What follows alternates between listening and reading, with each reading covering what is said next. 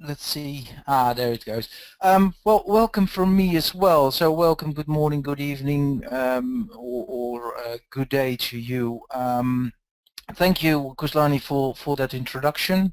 I will be presenting today on the business aspects and the very high-level functionality of the API Manager, one of the most important components of the WSO2 Enterprise Integration Platform. And with me is my colleague Nuan Diaz. He is the more technical guy of the two of us, and together I think we can answer hopefully all your questions. If we can't, then we'll get back to you with the answer. Okay, so I'm going to talk through the slides, and at the end you'll have the possibility to ask us questions. I think it's time to get started now. So let's go to the next slide. A little bit about Yenlo. We are a Dutch company founded in 2007, and our raison d'etre, as the French say, is really integration. We are and we want to be the #1 integration company in the Netherlands, but in Europe or perhaps even in the world.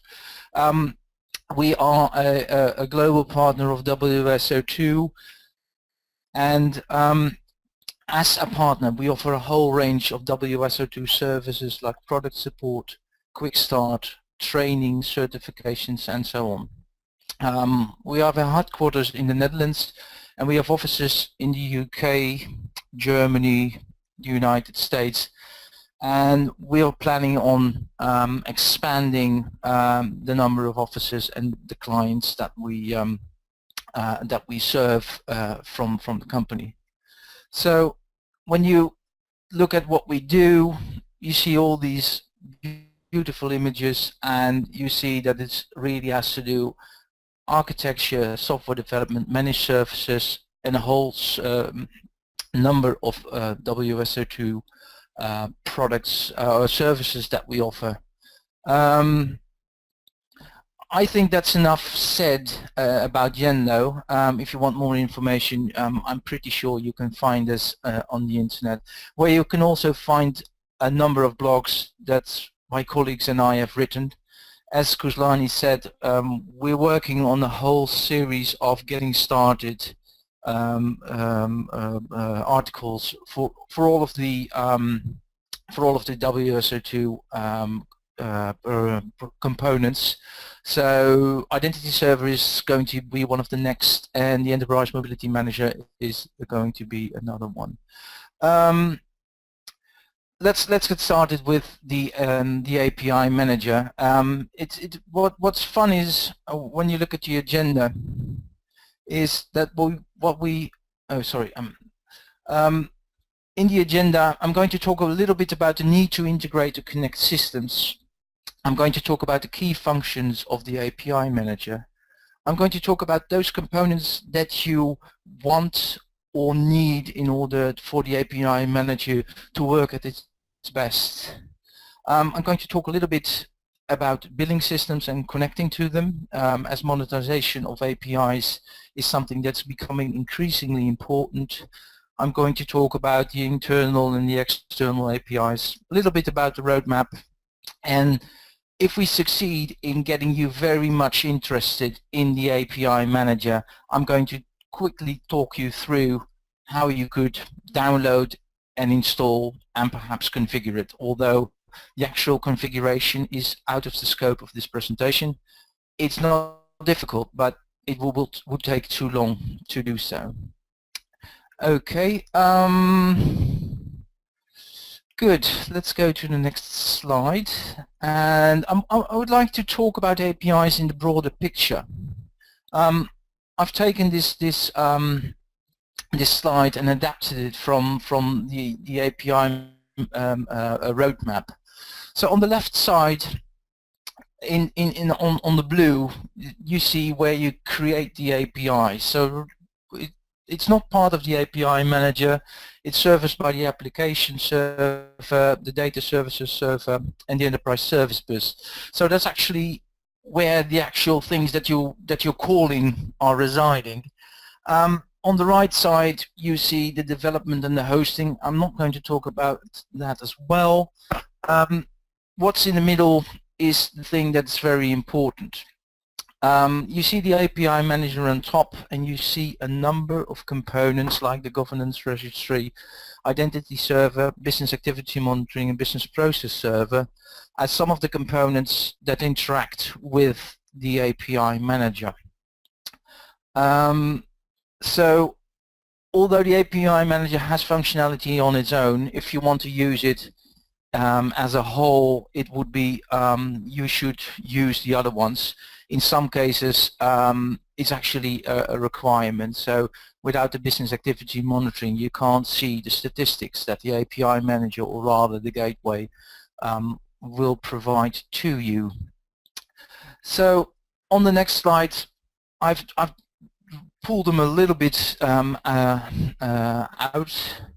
So I already said about the business activity monitoring, so that's the APIs. The identity server can actually act as a key server for the API Manager. The business process server is something where you can that you can use to have your own sign-up procedures for users who are wanting to sign up to the API Manager. And then you have the governance registry as well. What I did not put in there is connections to LDAP stores or Active Directories. This is of course possible. The API Manager comes with its own data store for users, but you can make connections to other stores like LDAP or Active Directory, so there is no redundant storage of users and data needed. So now we know a little bit about the API Manager, but the need for integration. Why do we want to connect to all these other programs? So we have beautiful software inside of our own organization. And the answer really is perhaps in the old days, but even then, as soon as we started developing programs, we also invented the need for integrations. There are a number of reasons for this. Historically, programs were not as powerful as they are nowadays, and with powerful, I mean that they couldn't do the kind of things that they can do now. So when one program couldn't do what you everything you wanted to do, you needed to have another program that did the rest, and that made the first sort of integration possible. And in some cases, the integration was as simple as printing it out on a list, taking it to someone else, having them type in the whole data that came out of the program into the next system. Well, I think we passed that stage hopefully a couple of years ago, but still I believe that some systems are actually used because it's, in some cases, it's not foolproof, but it does work. I mean, printing out and typing over. All the errors, all the problems that you can get are reasons that you shouldn't do that. So when we went from monolithic systems to a three-tier model and other things, it became necessary to connect or integrate in a more advanced version. So one of the things that was possible, that people said, well, okay, I'm going to write to a file, I'm going to store that file at a specific place. You just read the file and try to make sense out of it. Well, again, that sort of thing might still be in use with some of the older systems, but it's not like we would like to do it today. The advent of internet makes massively distributed systems possible, and this has really disappeared. The concept of a service-oriented architecture became so popular, so it's quite normal now that you do a call to an API that's been offered by a local government or a postal service or even a museum that offers the information that they have, like for instance the paintings and all the other stuff They have an API for that, so you can access it from using an API. But that's on the outside world. Also on the inside world, writing good software means writing modular software. And apart from the benefit of breaking down the complexity and being able to distribute development over a team of people, it also enables reuse of parts of code that have a very generic purpose. One of the best examples would be a lookup of a street or city based on zip code. It's a good example because that kind of functionality can be used by many processes across your organization, and it really doesn't make any sense to develop the code in each system that needs it, so you would like to reuse it. Another reason that it's good is that some of the things like a zip code make no sense for your organization to maintain because you're not a data owner. You don't invent zip code unless you are a government. So basically you would like to use an external system to get a zip code or a state or an address from that, depending on where you ship. Not every zip code has the same structure. That's rather unfortunate. So let's go to a situation where a zip code in a city is entered on a form. So let's say the zip code is 90210 and the city entered is Ventura, and actually what I want to know is that correct? Well, I think that as far as zip codes go, 90210 is perhaps the most recognized zip code in the world, and everyone will see that it's not correct. It's Beverly Hills. It's not the city of Ventura. So what you would do is you will send a request, and what you see on screen is actually the request that's been taken from the US Postal Service where we took this example. You send the zip code in the form and you get a response back, and it will say it's actually Beverly Hills in the state of California on zip code 90210. So this is a very simple API that you can use to look up a thing. It's now a zip code, but it can be many things. Well, I think you probably have more examples than I do have off the top of my head. So when you see the number of APIs being used, you also want to control it, because this one, US Postal Service, is a organization that we can trust. But there are also, you can imagine that not all databases that have an API connected to them are as well maintained as the US Postal Service. So you basically want to control which APIs are used and also who is using them and who can use them, especially when there is a you have to pay for them. So that's basically where the WSO2 API Manager comes in.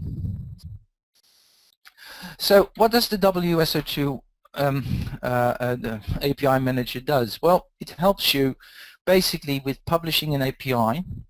You have the possibility to have community management. So users, so developers that are using your API can comment on how good it is, how fast it is, etc., etc. With the gateway, you can do the routing and the traffic. You can have an API lifecycle, so it can be that you have an API that you're using it for some time, and then you want to go to another version of the API. So you can say, well, we'll stop this one and we'll get the next one.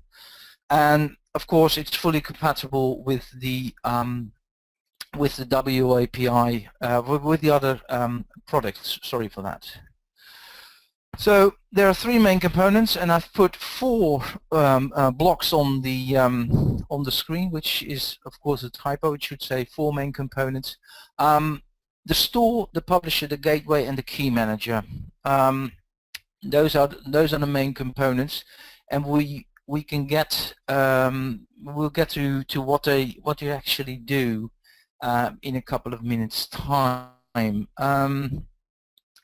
So let's go to the next slide, which will give us a little bit more information on how they work together. So on the one side you have the store, where consumers, and with consumers I don't mean people like you and me who go to the supermarket and buy something. In this case, developers are meant, where they can find, explore, subscribe and evaluate the APIs. Then you have the publishing side, where creators can actually publish an application for an API and say, okay, this is now available and people can actually use it.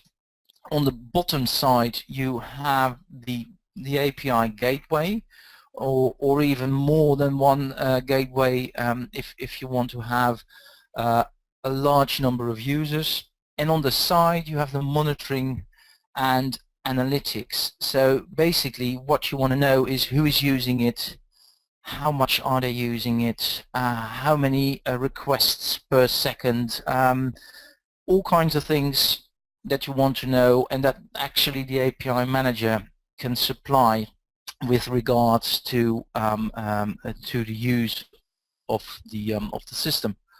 So having said that, the manager roles are consumer, publisher and creator. So the consumer is basically looking at it from the outside world, and the consumer says, okay, I want to use this API or I want to use that API. They can look at the documentations, they can, as I said, they can go to a forum, they can rate or comment on the APIs, and they can subscribe to the API to get a key. One level below that is the publisher, and the publisher is the person that manages a set of APIs across the enterprise or the business unit and controls the API lifecycle and the monetization events, aspects.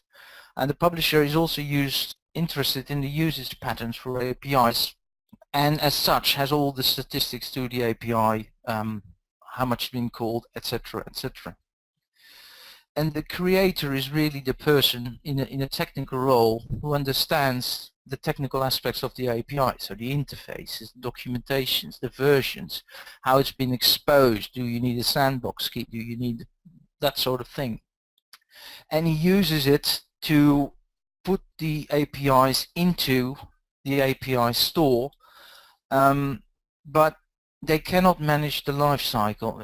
In other words, they cannot manage that it's going to be shown to the whole world. The creator and the publisher really work together in that sense. So if we go one slide further, I must say there is a typo on the image here. The life cycle on the is actually created, prototyped, published, depreciated, retired and blocked. So on the left side it has to have a couple of more blocks, but unfortunately we don't have an updated image. Hopefully within the next version of the documentation we will have that. So if you look at what created means, well, basically all the API metadata is added to the API store, but it's not visible to the subscribers yet, nor is it being deployed to the gateway. So we basically created it. The next step is prototyped. So it's deployed and published in the API store, but it's a prototype. It's basically, or usually, a mock implementation made public in order to get some feedback on the usability. So users cannot subscribe to the prototyped API. They can only try out its functionality. That's a very important distinction. Then we go to the published version. Well, the API is visible in the API stores and it's available for subscription. after some time it can be that the API is going to be depreciated. So it's still deployed in the API gateway, so it's available at runtime to existing users, but not visible to subscribers. And an API can automatically be depreciated when a new version is published. So new people subscribing to it won't see the old one, they will just see the new one. After that you get the retired phase. It's unpublished from the API gateway, it's deleted from the store. And you can also block an API. So you can say, I don't want anyone using the API because, well, for whatever reason whatever reason you have. So that's basically what these stages in the life cycle are all about. So let's dive in on a little bit more how this actually flows. So if you look at the bottom on the top of the screen, you see the API store. So basically you can subscribe to an API, you get a key, you can consume an API, the API goes through the gateway, goes to the backend services and goes back, and all the information about the call is being stored, and you can monitor it using the business activity monitoring. So that's basically how they sort of work together. If you look at the store, it's actually a store that is very familiar to a lot of people because it has sort of the look and feel of an Apple store. Unfortunately, it's not as full as the Apple store, and on the other hand, it's actually quite good because you don't want 1,200,000 different APIs. People really wouldn't be able to find the API that you're looking for, although there are some possibilities to search for APIs. You see a search box on the top of the screen just below the APIs. So as you see on the top in blue it says APIs. So there are in this case there are 4 APIs in this screenshot. This is a screenshot from the documentation, it's not a real life screenshot. When you go one to the right, you see the prototyped applications. So that I talked about it just a minute ago. Prototyped application, you can't subscribe, but you can get a feeling about the functionality. So I already talked about the search bar. You can search by API name, API provider, API version, stuff like that. So you have a lot of possibilities to look for the API. You use a sort of a prefix, so you put provider colon and then the name of the provider who's doing that. So it could be a US Postal Service, and you find the API accordingly. So another thing is my applications. So my applications, you can use them to subscribe to an API. An application in this sense is, by the way, a logical collection of APIs that are actually in use. So if, for instance, you're developing a program that uses a number of APIs, for instance, validation of a zip code, validation of a banking number, etc., etc., you gather all that in the application that you have a more logical control over the things that you do. The statistics part of the API store gives you information like API usage, etc., in number of invocations and stuff like that. And in order to make that work, the business activity monitoring needs to be configured. As I said, that's not a very complex task, so that is really easy to do. I think that Nuwani will, he's an expert. He will do it in 4 minutes, I will do it in 10.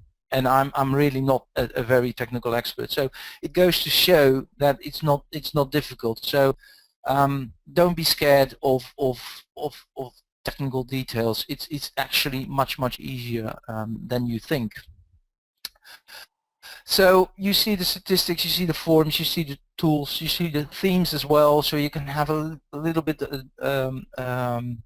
another look and feel. There's a lot of API webinars these coming days, and I think the one tomorrow is also very interesting, and it's looking at a very different angle of the API of the API manager. And on the right you see some tags. So we talked about the store. Let's go to the publisher. So I'll just click my slide, and then you are in the publisher screen. So this is where the APIs can be added if you have the right rights to do that. So it has three main steps: design, implement, and manage. And I will address these in the coming slides. The main menu also has the statistics on the API usage. So that's where the business activity monitoring is used. And actually, the subscription you can make tiers available to users with special roles. I haven't talked about the tiers and the permissions until now. Basically, a tier is there are 4 tiers, so gold, silver, and bronze, and unlimited. And they basically are out-of-the-box settings that will say you can have 1 request per minute, you can have 10 requests per minute, you can have 100 requests per minute, and you can have unlimited requests per minute. So these tier permissions can be set, and that's very important because you don't want everyone to have unlimited access if there is no need for it. So you will have that for very special users or users with very special needs. You can also add your own tiers. So if 4 is not enough, you can define your own tiers when you want and when you need them. So let's talk a little bit about the design phase. Let me just click there. So basically, if you add an API, then you have to fill in some of the forms. So you can see we input all the relevant details for the API, like the name, like the context, like the version, the visibility as well. You can have a thumbnail image, which is also good. I mean, it's a store, and Apple has shown us that it's a very good way for people to find things. So if you're using it, please put an image in there as well. That will make sense, and people say, oh, I want that one.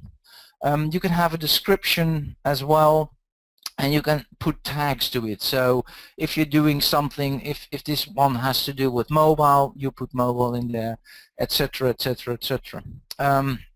You can also import the Swagger definition in order to get the users or the consumers some more information on the API as well. So if we go to the next slide, then we see the implementation. So I'm not going to talk about all the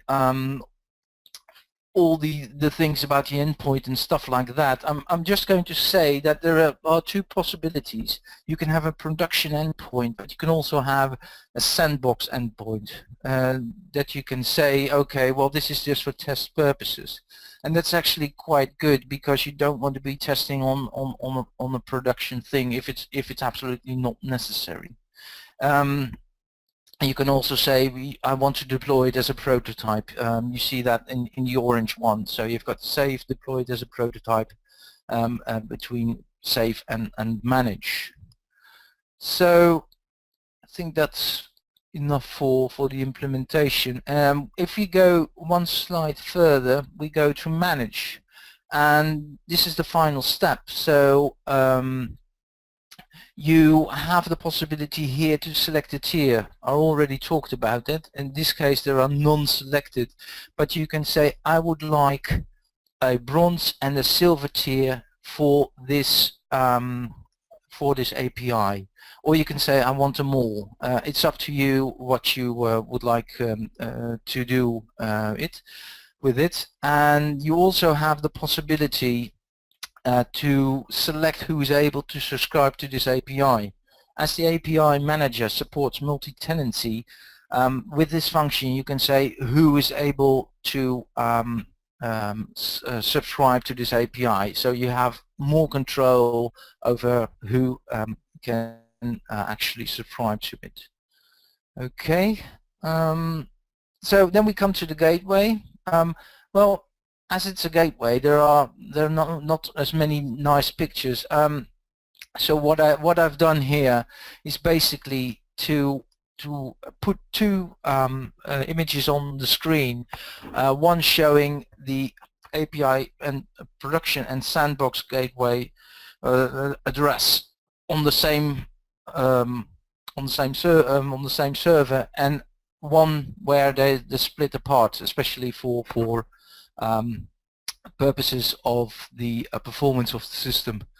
So okay, well, let's see what else is important here. I already talked about the tiers and the unlimited access. You can also say, well, I would never like to have a limited access, so you can just disable it by editing the tier management node of the API manager file, and you can also, as I said, you can add your own tiers. There's a section in the admin guide which you can find online. You go to the WSO2 website and you go to the API manager and find the documentation. And if you're looking for adding new throttling tiers in the admin guide, you will be, well, basically shown through the process of the whole the whole process doing that. Okay. This is quite a nice image. It has a lot of components in there. This is actually the set of things that WSO2 is offering. So you see the API manager very much on top, and you see the other ones beneath that. These other components are also used by other components. That sounds a bit illogical, but the business activity monitoring is not only used by the API, but can be used by a number of other components. So the same goes for the business rules server and the business process server and the identity server. They all work together because it's not one big system. It's actually a number of smaller components that work together, and it's up to you to say, I want to use one of them, or I want to use all of them. So the business activity monitoring, I talked about that. The enterprise service bus also plays an important role, of course. Let me see. Let's go to the next slide. Oh, there are some nice circles around it. How do you monetize your APIs? That's a very good question. At the moment, we see a lot of demand for monetizing APIs, because you can actually say, well, you can use my API, but if you're using it, I would like money from you. So the current version of the API manager has the capability, in conjunction with the business activity monitoring, to record the data. Actually, it already records all of the data automatically, and it's stored in a relational database. And basically what you can do is you can get it from the database and move it to a monetization engine, or some other program that you would like to use. It does require some bespoke work, but it's actually already possible.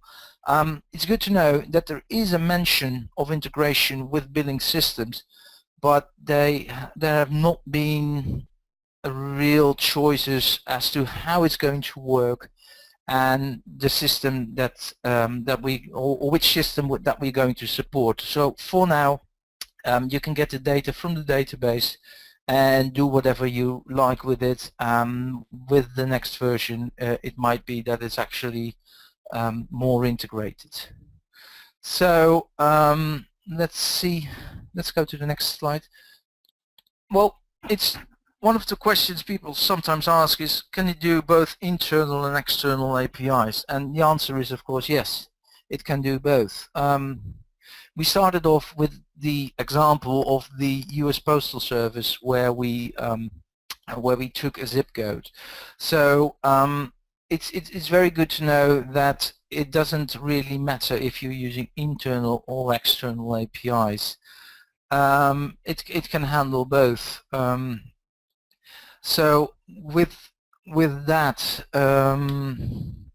if it's in this day and age, it's so important that you connect to other partners, other systems, other parties for sharing information, from getting information, to opening up to developing new business models. That this is really one of the strengths of the API Manager, that you can do this, that you can support it. And you can do it in a way that's manageable. Okay. Well, if you look at setting up the API Manager, this is a typical setup that we would do.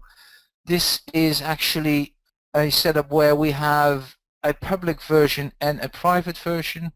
So it's recommended to split up the gateway, store, and publisher in production, or when you're doing production-like stuff. You can put it all in the same server, but in many cases it's better to split them and put them on distant servers. So in the public available tool is the gateway in the store, and the publisher is basically placed within your own network. Okay, a little bit up, sorry. When you're setting up the API Manager, this is another example that I borrowed from one of my colleagues. You see, I'll just click through it. A typical, you see two gateways, you see a load balancer running on Amazon, both in the DMZ and on the in your own network, and you see some instances of the enterprise service bus, business activity monitoring, identity server on the side acting as a key manager, the store, and the API publisher. So I think that's enough for this image. Well, some beautiful animations in there. So what's on the roadmap for the API Manager in the future? Well, the developer portal is going to get some stuff. I must say a disclaimer in all these cases that it's actually, if it's on the slide here, it doesn't guarantee it's going to be in the slide. We get a lot of questions from users on new functionality, and we haven't really decided yet which one's going to be integrated in the new version. So you see here some of the stuff that's being thought about what we could do. I think there are a number of very smart things that we that will be added and would be quite good. So like role, the API throttling, leverage the complex event processing component and stuff like that. So I'm looking at the time and I'm already almost 3/4 of an hour talking now. So hopefully you got a feeling for the API Manager. And if you are unfamiliar with the API Manager, it's quite easy to get a feeling from it. So go to the WSO2 website and download the API Manager. You can choose to download the source code. You can also choose to get the working system. You unzip it. If you want to run it on your local machine, then you need JDK.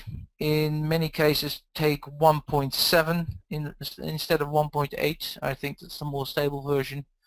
Basically set the Java home parameter. So if you're starting the API Manager, it knows where to find the Java files. You go to the bin directory where you go to the directory where you installed the or unzipped the API Manager and started WSO2 server file, and then basically it's running. You will get a batch file running with all kinds of information and saying, well, this is in most cases, it basically works out of the box, and you can go and access the console, the store, or the publisher using localhost. Well, you can see it over there. So it's actually that simple. You can get a look and feel. You can download and look at the information or the documentation of the API Manager.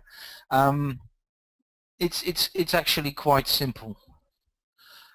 So having said that, I think I'm at the end of my presentation, and we can take questions and answers if there are any.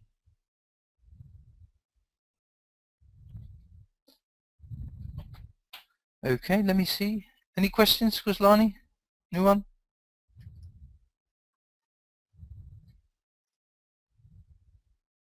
Hello? Hey Rob, it's Nuan here. Okay. Right. So, before we jump into questions, let me talk a little bit about the API monetization part. So, yeah. Uh, so if you look at any organization who are like doing APIs, so and who are looking to buy an API management solution, or go for an API management solution off the shelf. So what anyone would realize is that a solution coming in like off the shelf uh, would very rarely meet an organization's exact business requirements. So this is mainly due to the fact that, like, if a particular enterprise is in a particular business domain, the owners of that enterprise would actually be the experts in that particular domain. So for example, if it's a telco, so it's the telco guys who are actually experts in the telco domain. So who are, if it's sales or something like that, finance, they are the kind of experts in that domain. So if they are looking, if these different enterprises are looking to monetize their APIs, it's actually them who know how their APIs should be monetized and what kind of revenue they can generate out of this. So basically, what in summary, they own their domain and they are the experts on it. So it's very important for an organization like that, for an enterprise who are looking to go for an API management solution, to be able to tweak or customize that particular solution so that it meets all their business requirements end to end. So what the API manager or the WSO2 platform, where the WSO2 platform is strong, is in that particular aspect. So if you compare the WSO2 API manager product or the platform with any others, something that you will realize is its heavy capabilities of customizations and meeting exact customer needs. So if you look at the API manager's architecture, Rob did a perfect job in going through the various components and etc. And while he was doing that, he was repeatedly mentioning in some places about the business activity monitor, etc. So what the API manager does in terms of aggregating statistics is that it collects a set of raw data and publishes all this raw data into a business activity monitor. So what happens now is that on the business activity monitor, you have everything that is happening inside the API management solution.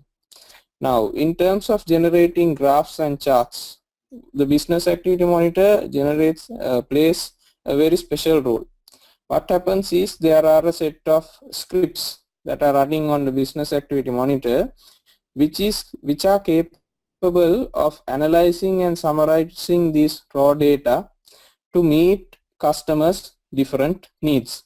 So for example, if you look at the download the API Manager product off the shelf and look at the statistics, you will see a set of graphs appearing. So how those graphs appear is that the business activity monitor nicely summarizes the raw data and generates those data in relational DB for those graphs to appear.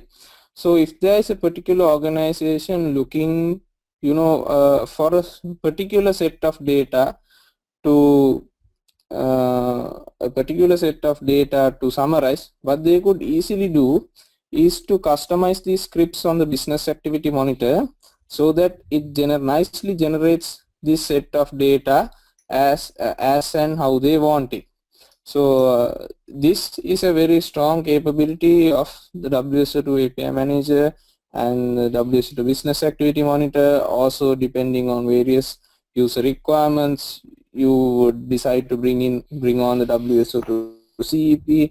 So likewise. So although this for a startup, or I mean for a beginner who is coming into the domain, although it might sound like there are too many components being involved, what you would actually realize when you go on is that these different components actually provide you a very easy means of getting your job done. So the decompartmentalization of these different components make your job pretty easy. So if you look at API monetization in specifically, John Musa has done a perfect job of identifying about 20 different patterns of API monetizations.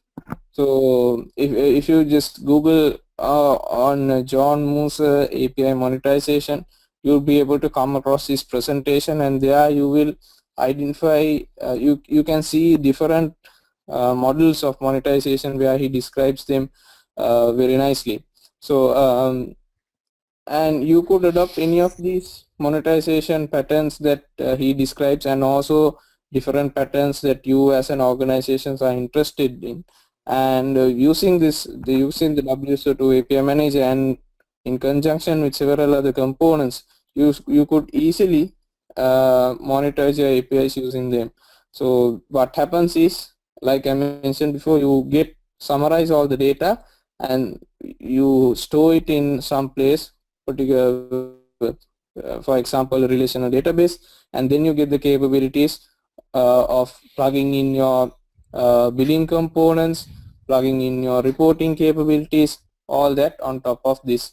And also you can even decide to expose this data as services for different systems to integrate likewise.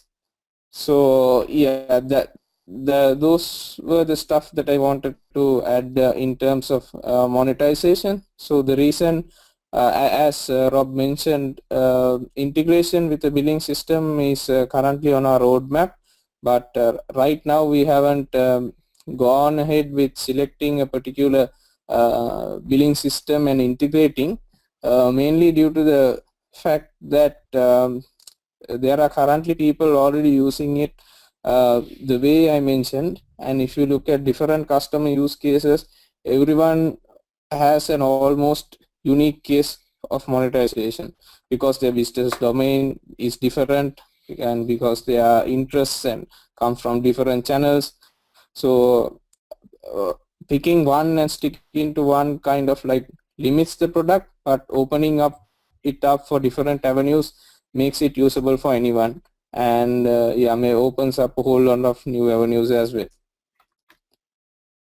Okay, and I'd like to add that if you can't find the examples that Nuon was talking about, you shoot me a line at roblauer@yenlo.com, and we'll point you in the right direction, or try and contact with the people from WSO2. I think we're more than happy to help you. Okay. Okay, so I think there are several questions that have come in. Yeah, I saw some of the questions really have your name on it. So right. I think the first question. The first question is, what's the difference between managed services and WSO2 managed services? I could give an answer, but basically I don't know what kind of distinction that you're looking for. And unless we get some more feedback on that, let's skip that question because I can give an answer, but it's better to get some more Yeah, so idea. yeah, Rob, so let me give a very high-level answer to that. So I'm also not very clear on the question, so I'm really not sure what it's referring to, but maybe it may be seeking for like a cloud-based solutions. So we do have our API cloud in beta on available. So if you go to cloud.wso2.com, you'll be able to see our API management solution on the cloud. So I'm not sure whether, so it's actually the same API manager product that you would download that is available in the cloud as well. So there is absolutely no difference between the functionality of the two. The only difference is that when you download the product, you'd have to deploy it on premise and you'd have to take care of the installations and etc. But the cloud version is already installed and running and pre-configured. So that's the only difference in that. So I'm not sure whether that covers the scope of the question, but let's hope it. Well, let's see if perhaps the person who answered the question can indicate whether our answer was what he or she was looking for. That would be good. So can you do question 2, because I think you're more the person. The question is the API manager just a proxy pass-through, or can I configure content validation handlers? Please provide some more sample pointers. Yes. So Rob, could you please go to the slide where you had the manage screen of the publisher? Let's see if I can do that. This one? No, in the API publisher. Okay, you sorry. had I have to scroll back. Manage. Okay, well, yeah. Yeah, that's it. That's it. Right. So to answer that question, so if you look at this slide, you will see a thing called sequences, and under sequences, you will see there's the inflow, outflow, and fault flow. So what this sequence does is you can define a set of logic to be executed in the inflow of a message, in the outflow of a message, or during the fault flow of a message. So these sequences are, if you're familiar with the WSO2 ESB's Synapse configuration, these sequences are written using this Synapse configuration language. So what you can do with this Synapse configuration is you can do various operations on the incoming request. It could be request headers, it could be payload, it could be anything that's associated with the request or response. So you could do various kinds of transformations or validations or alterations of the message using these sequences. So API Manager is not just a pass-through proxy. It can do certain amount of operations on the message. Why it can do it is that if you look at the API Manager architecture, actually the gateway component of the API Manager runs a fully fledged ESB, an enterprise WSO2 enterprise service bus. So it can do all kinds of major message transformations and things like that. But speaking from an architectural point of view, we wouldn't really recommend you to do heavy transformations on the API management layer. The reason is then your business logic or your transformation becomes tightly coupled with the API management stuff. So that's from an architectural point of view, that's not a very good decision. But for minor transformations and minor validations, you could use it using these sequences. And okay, do you want to do question 3 as well? yes. I'll read it. I have my API services built in Nodes. I just want to use API gateway like functionality. Can I just use API and BAM only, or do I need WSO2 ESB as well? No, actually, so you can use the API manager only, right? So you don't need to use the WSO2 ESB because the API manager is actually a pre-configured version of the ESB. So all the functionality of the ESB is available on the API manager anyway. So you could use the API manager only. And for BAM, so BAM is not a mandatory component of the API manager. You only require BAM if you are really interested in generating statistics. So if not, you really don't need BAM. But if you are or rather when you start get interested on statistics, you will need to bring in WSO2 BAM. Okay. When would you use Enterprise Service Bus as a component? In what kind of situations? Very high requirements with regard to the requests? Right. So let's take a scenario. So if you have a particular service implemented on something, say Node.js, and now this service, say it's not really an API ready service, meaning that it could have a complicated interface, and it's not a kind of nicely transformed as an API. So what you would need in that case, you would need a layer which would convert this complex service, or it could either be a combination of services as well. You would need a nice neat layer in front of that which would convert this set of services into a well-defined interface, right? So in this kind of a scenario, what you would typically do is you would bring a WSO2 ESB in front and do this orchestration in a very neat manner, and then expose a single endpoint to the outside. So this will be done using the WSO2 ESB, and then from the in front of that you would bring in the API manager and manage this nicely defined endpoint as an API. So in these kinds of scenarios, you would be interested in using the WSO2 ESB, but if your services are already API ready and ready to be exposed as APIs, then you don't need the ESB. You can directly go ahead with the API manager. Okay. Another question is, which version of Swagger is available for the API manager? So, let me see, where was it? You could input Swagger definition. So which version is supported in the design, in the publisher? Yeah, so we so for API manager 1.7.0, we had Swagger in different places. So we had Swagger 1.1 mostly, and 1.2 in some places, but in the immediate upcoming release, everything is on Swagger 1.2. Okay, good. Okay, and then my colleague Tobias pointed out that I actually made an error. On the slide, try it out yourself, I put in the wrong port, and let me see if I can find it, and it actually should be 9943, it should be 9443. So that's a typo from my side. We overlooked it. From my side, I don't see any other errors questions.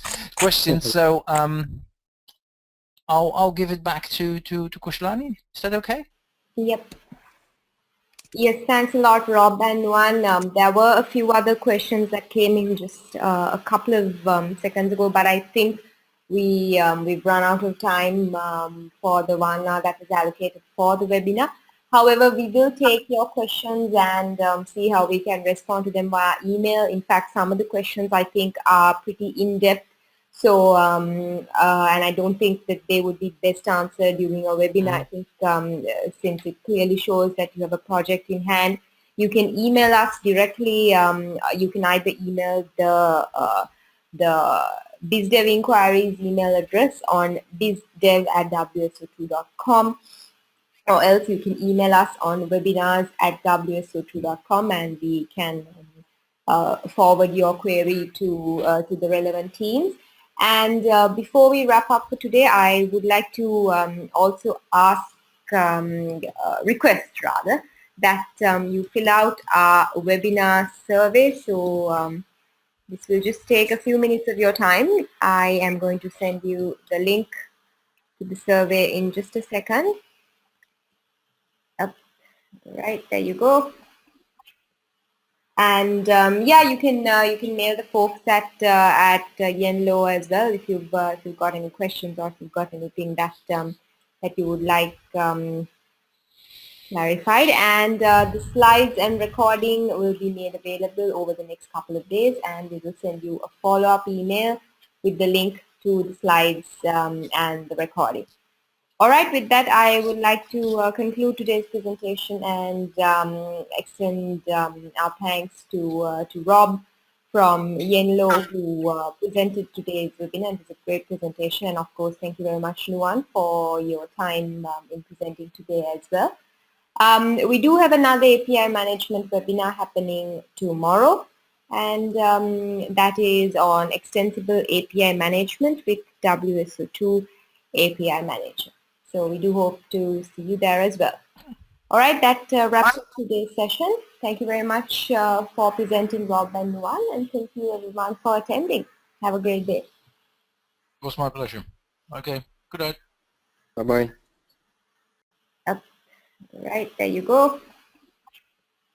And yeah, you can mail the folks at Yenlo as well if you've got any questions or if you've got anything that that you would like clarified. And the slides and recording will be made available over the next couple of days, and we will send you a follow-up email with the link to the slides and the recording. All right, with that, I would like to conclude today's presentation and extend our thanks to Rob from Yenlo, who presented today's webinar. It was a great presentation, and of course, thank you very much, Nuwan, for your time in presenting today as well. We do have another API management webinar happening tomorrow, and that is on extensible API management with WSO2 API Manager. So we do hope to see you there as well. All right, that wraps up today's session. Thank you very much for presenting, Rob and Nuwan, and thank you everyone for attending. Have a great day. It was my pleasure. Okay, good night. Bye-bye.